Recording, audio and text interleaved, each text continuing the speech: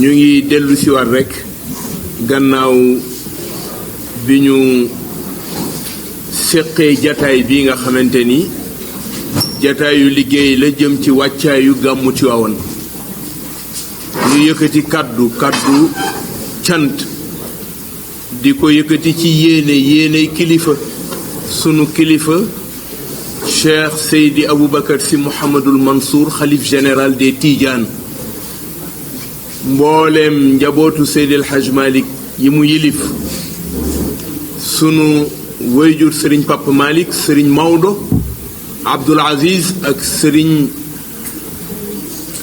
Mbay si Abdoul Aziz ak seeni rakk njaboot ga yépp ñoo am mbégte di feeñal cant di ko jaarale ci sunu gouverneur Amadou Moustapha Ndaw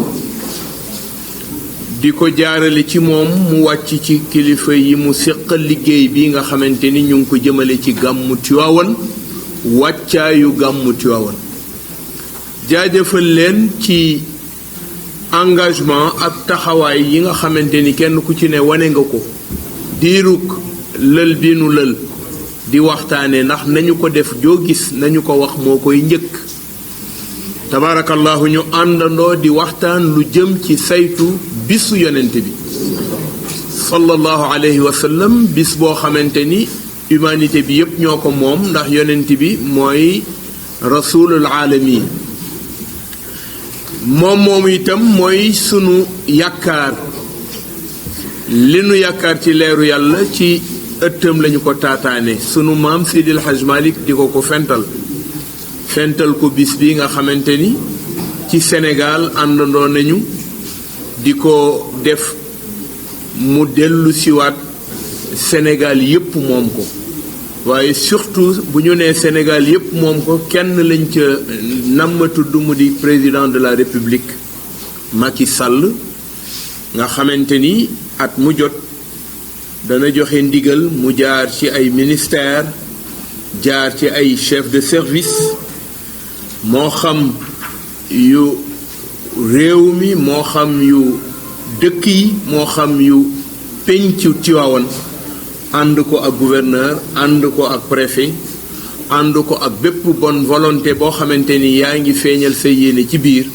pour fas yéene jëmmal guddi yonent sallallahu alayhi wa sallam moom moomu nga xamante ni yàlla dogal ci réew mi di Sénégal mu def loo xamante ni ci àdduna kenn mënu ko méngale ak keneen ku ko def ci dund fexe ba doomu aadama moom boppam fexe ba doomu aadama ñu tënke ko ay ngëneel tënke ko mbaax googu daa iman nekk li muy joxe ci école boo xamante ni lépp ay vertu morale la wàll woowu ku ko def ci réew ku ko def ci dëkk ku ko def ci àdduna war nañu saa su ne di jàngat sa mbir di ko jàngat di jéem a fexe njariñ luñ ca mën a jële pour mu delluwaat gën a rafetal gën a jagal doomu aadama rawatina gën a yéwénal dundam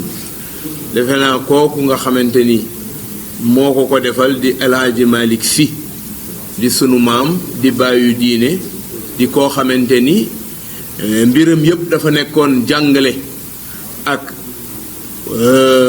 gëstu di fexe doomu aadama nu ñu ko tege ci tegwaay yu mën a tax mu nekk nit wéral lool liggéeyam ci réew mi ba nga xamante ni mën nañ ko boole ci conscience yi nga xamante ni ñoo façonné réewum Sénégal kooku su fente bis bu mel nii boroom réew mi door ak ñi mu am ñépp ci ay njaboote nun ñépp bu bis bi jotee mu woo leen pour ñu waxtaane lu jëm ci lu ko saytu ndax nit yi ñëw fu ne ci àdduna bi mbokki taalibe yi ñëw mbokki jullit yi ñëw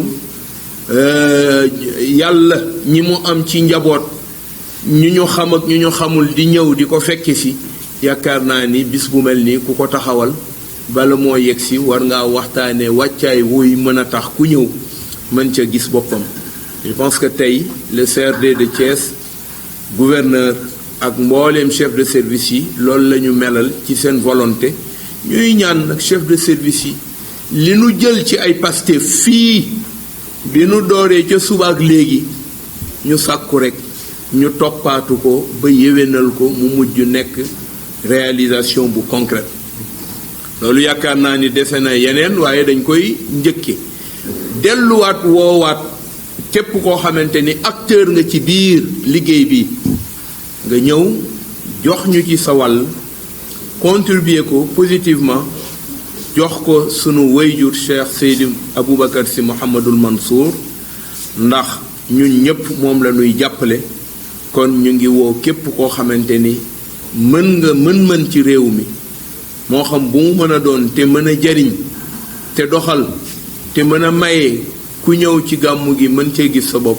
ñu ngi lay woo ci boobu woote xam naa woote moo gën a yaatu te dana ñëw waaye bii dañ ko wax rekk ci yéeneem ak yéeney ñi mu njaboote ñépp ñu sàkku gannaaw bi ñu sante ci amal gi ñu amal daje bi sant Amadou Moustapha jaajëfal ko donte la sax yaramam mayu ko woon ndax wéradi ñu ngi koy ñaanal yàlla na ko yàlla gën a dolli wér ak mbooleem ku tëdd ci kër yi walla ci hôpital yi yàlla gën a def jàmm ci Sénégal may nu fekkee ak tal ba bu bis bi jotee li nu ci mébét a def yépp te waxtaane ko yàlla may nu tawféexu def gi yàlla na ko yàlla dogal wasalaamu aleykum wa rahmatullahi taala wa barakatuh.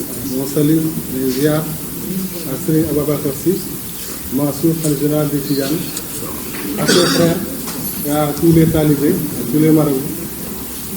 Je voudrais également lui dire donc tout le bonheur que nous avons à travailler pour la préparation du Gamou, pour tous les bienfaits qu'on peut en récolter, mais également c'est parce que c'est l'instruction du chef de l'État, passant par le ministre de l'Intérieur, qui nous demande de travailler ardemment à la réussite des manifestations religieuses. Donc c'est avec beaucoup d'engagement que nous prenons en charge ce travail. Et nous espérons que tous les chefs de service ici réunis auront le même engagement et qu'à la fin, on aura un satisfecit donc de la part du Khalif et de la part de l'ensemble des talibés de la Khadra. Je voudrais peut-être revenir sur quelques points, quelques difficultés surtout constatées véritablement. Et donc dire au Khalif, à son représentant, à ce Mustafa, que nous allons nous atteler vraiment pour ce sujet-là. En premier, c'est l'esplanade, l'éclairage de l'esplanade des mosquées. Parce que ça, c'est un réel problème. Apparemment, il y a un problème de responsabilité qui se pose. Nous allons essayer d'identifier très rapidement avec le ministère concerné qui était responsable de la mise en place. Et ensuite, qui est maintenant responsable de l'entretien.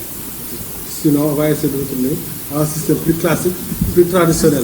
L'éclairage public, on va confier ça à la mairie et on va demander littéralement à Sénélec de les appuyer.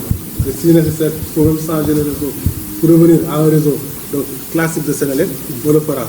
Pour qu'on ait vraiment une situation maîtrisée. On ne peut pas accepter effectivement, même pas en période de Gamou, mais même en cette période-ci, que l'esplanade des mosquées ne soit pas bien éclairée. Normalement, ça devait être la place la mieux éclairée de Diom. Donc on va s'y appeler rapidement avec le ministère concerné, vraiment pour qu'on puisse clarifier cette question. Il y a aussi la question de l'extension du réseau d'alimentation en eau. C'était 20 km, il reste 5 km à réaliser, même si les 15 qui ont été réalisés, apparemment il y a des difficultés. Là aussi on va voir très rapidement avec la SORES comment régler cette affaire-là pour qu'on termine donc les 5 km et qu'on puisse effectivement mettre ce réseau-là en service. Comme l'a dit tantôt le responsable de l'ASP, un réseau qui existe et qui n'est pas mis en service, ça peut être dangereux. Donc on ne va pas courir ce danger, parce qu'on va travailler rapidement avec les responsables de la SORES pour qu'on puisse finir ce réseau et le mettre en service. Maintenant, restera des choses qu'on va régler à travers des réunions sectorielles. J'y reviendrai tantôt, mais on va essayer de régler à travers des les branchements sociaux. On va retenir qu'on va réserver un quota aux sociétés religieuses. Un quota religieux. On a dit tout à l'heure 500, sûrement on va se souvenir vers ça. Si les 1000 ne sont pas donnés à Tiaoun commune, s'il faut penser au reste du département, quand même le Gamou, je pense que c'est Tiaoun commune d'abord. Véritablement, Tiaoun commune d'abord. Donc on réserve le maximum à Tiaoun commune et qu'on passe donc au reste du département si vraiment les besoins de Tiaoun commune sont un temps soit peu satisfaits. Nous avons retenu également donc votre proposition concernant les bornes fontaines. Peut-être un message à faire entre la création de bornes fontaines ou de raccordement du lieu d'hébergement. Nous acceptons le basculement. Donc, on avait prévu 350 bornes fontaines. Je pense qu'on va en faire maintenant 150. Et les 200 restants vont aller basculer vers les lieux d'hébergement. Je pense que ça, avec la SONES, on pourrait rapidement vous accorder sur cela. Et au mois de l'exécution, donc le faire. Nous avons retenu également le problème donc, du carburant, donc des camions de l'hydraulique. Je pensais, comme je le disais tantôt, qu'on ne devait même pas discuter avec des chauffeurs. En principe, l'hydraulique a un responsable sur place qui s'occupe de la gestion des camions et qui même s'occupe donc de la gestion des chauffeurs. Donc, je pense qu'on va également à nouveau désigner sur place un responsable de l'hydraulique, de la SONES ou de SDE qui va effectivement être l'interface entre les camionneurs, entre les chauffeurs et le COSCAS, le comité d'organisation. Donc, c'est ce qui va se faire. Donc, à partir de 2019, je pense, à partir de ce magasin-là, à partir de ce gamou, c'est ce qu'on va faire. Donc, retenir également la difficulté qu'on a sur l'approvisionnement en eau du site d'hébergement de la police. Parce que ça aussi, il faudra trouver techniquement des solutions. S'il faut mettre une bâche là-bas également, il faudra le faire. Sur les vidoirs donc, de l'ONAS, j'ai bien noté. On va essayer de voir ça avec la direction de l'ONAS, effectivement. Reposer le problème, on va essayer donc, effectivement, qu'on puisse avoir des vidoirs. C'est un besoin réel. Je pense que c'est un besoin réel. Il faut trouver peut-être une manière de le satisfaire. Donc, par rapport à l'enveloppe disponible, bien sûr, l'ONAS a ses contraintes budgétaires. Mais dans ces contraintes budgétaires-là, il faut savoir faire les bons arbitrages pour qu'à la fin, on ait un service donc, de qualité. Nous retournons bien donc pour le bitumage. Donc la juriste l'a dit, donc ce n'est que différé. Donc peut-être que ce ne sera pas fait donc, durant ce magasin, mais donc, ce sera durant ce gamou. Excusez-moi, hein, je viens de Diourbel.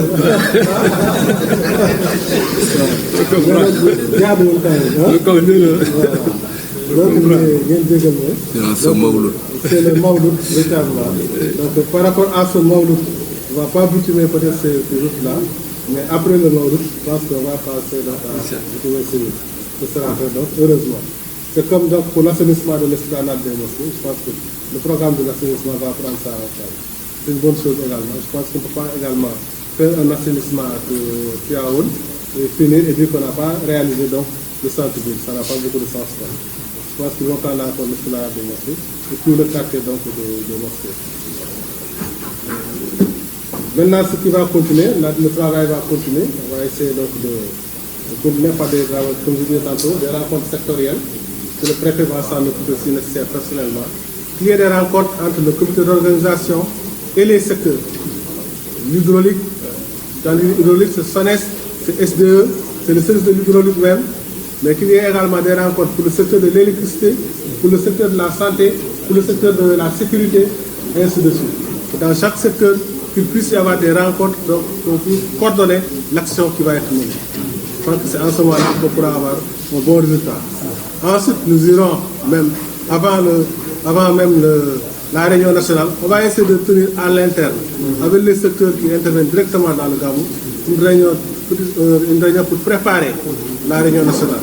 Et essayer d'évacuer les problèmes et voir l'état d'avancement